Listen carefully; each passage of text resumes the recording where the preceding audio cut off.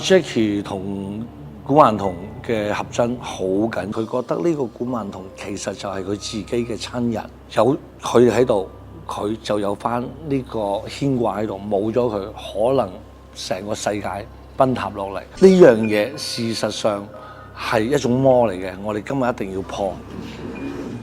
嗰個 B 仔係攞嚟保護我啲仔女嘅，我哋已經當咗佢屋企人嚟㗎啦。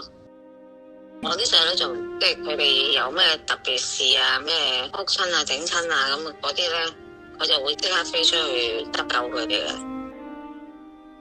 我都係一個單親媽咪嘅，我希望俾佢完整屋企佢哋。送走佢啦，送走佢啦先啊！媽媽要強大先可以保護自己啲仔女，你同佢講聲，俾佢好走啦。姐姐，嗌啦！好啦，媽咪送你走。走啦，俾佢走。你走啦，乖女啦。係啦，係啦。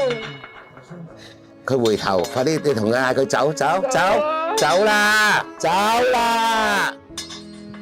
冇掛住媽咪啦，跟師傅走啦。好好跟我去修煉啦，不哭了，我也不希望你哭。呢間 case 咧，一開始我哋見到可能係人同魔、人同鬼之間嘅一個對抗啦。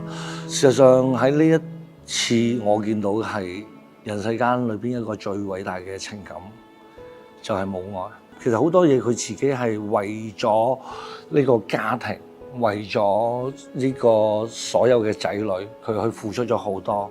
一個人將所有嘅愛投射晒出去嘅時候，好難去注意到自己。